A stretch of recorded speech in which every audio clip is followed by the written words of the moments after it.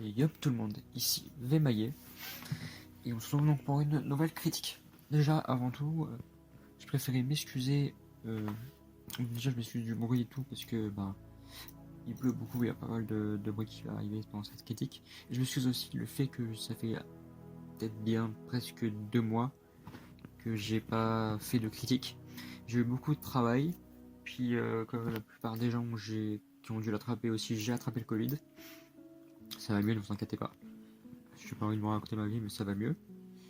Et du coup, ça m'a permis de rattraper plusieurs séries et donc d'être à jour sur quelques séries, dont celle dont je vais vous parler, qui est une série assez dramatique, mais très intéressante. Elle est pas récente du tout, on va dire. Je dis pas récente parce que ça date pas il y a 1 ou 2 ans, mais un peu plus longtemps. Et c'est une série donc que certains ont dû voir sur Amazon Prime Video, que j'ai commencé sur Amazon Prime Video avant de la finir autre part parce que elle n'y est plus dessus. Je préfère vous prévenir, elle a été enlevée du programme de Amazon Prime Video. Et du coup, cette série, c'est une série sortie le 24 juin 2015 qui a 4 saisons et qui a, si je ne me trompe pas, 45 épisodes à peu près, ce qui fait une douzaine d'épisodes par saison. Donc cette série se nomme Mister Robot, avec comme acteur principal Rami Malek, que vous avez certainement vu dans Bohemian Rhapsody, le biopic de Queen, c'est lui qui joue Freddie Mercury.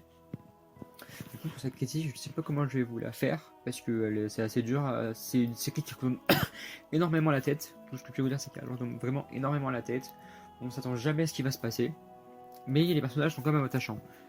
Par exemple, on a donc Elliot, qui est donc joué par Rami Malek, qui est donc un hacker dans la saison 1 qui se cherche, qui comprend pas ce qui lui arrive et tout, et qui va en fait changer le monde au fil de saison. Saison 3, saison 4, c'est devenu un big boss du hacking, et ce qu'il a toujours été en réalité, et il comprend enfin ce qui lui arrive.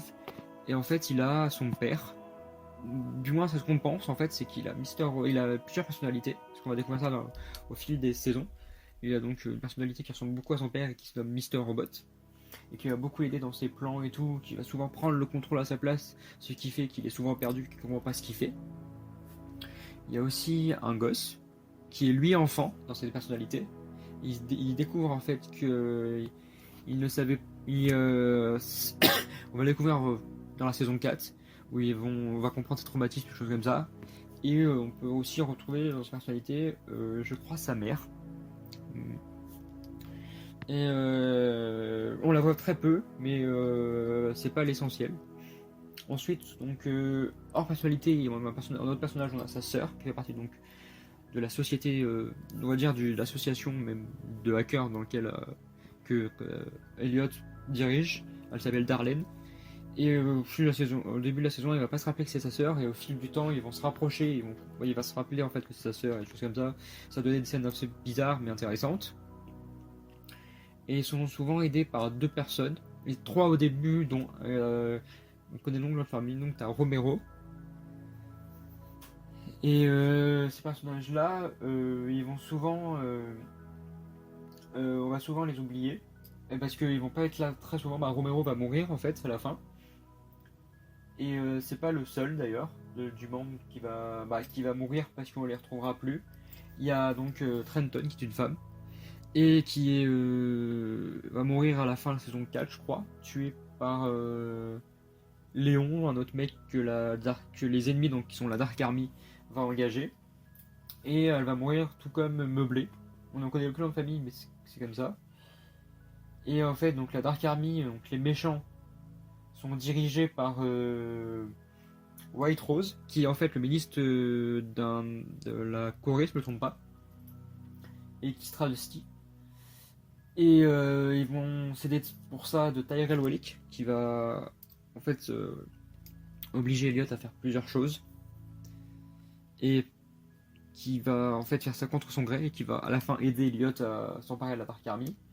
Et on a aussi Angela Boss, qui est l'ex-petite amie de Elliot, qui va travailler pour essayer aussi pour entrer dans la Dark Army en réalité, et ensuite Elle va comprendre ce qui se passe et donc essayer de s'en prendre à eux.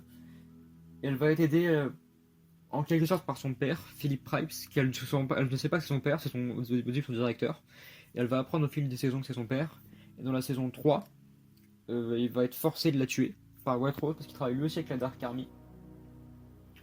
Ce qui va amener aussi le FBI à prendre part à celle-ci.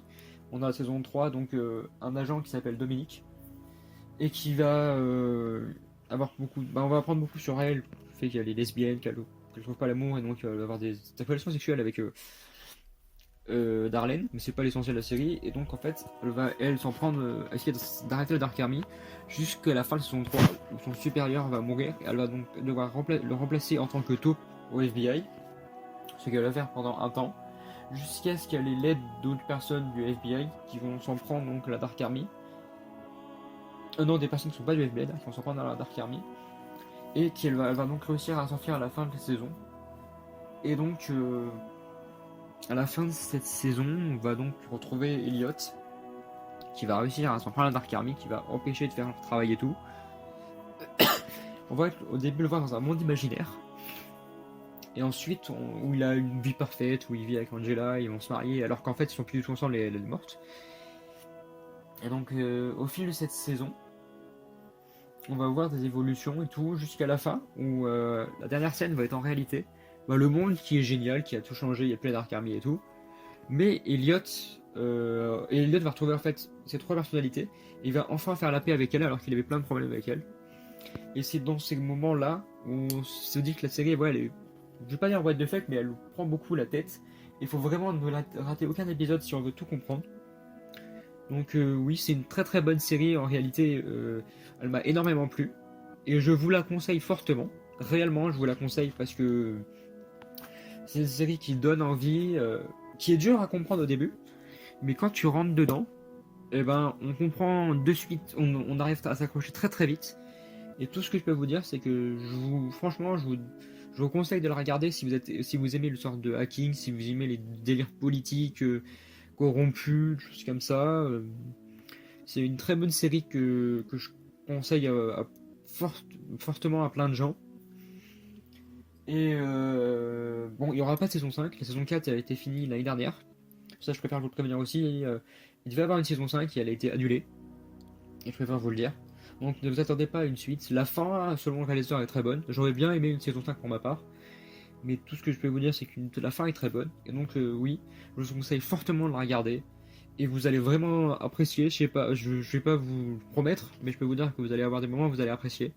Et c'était donc Veille Maillet pour une nouvelle critique. Et ciao!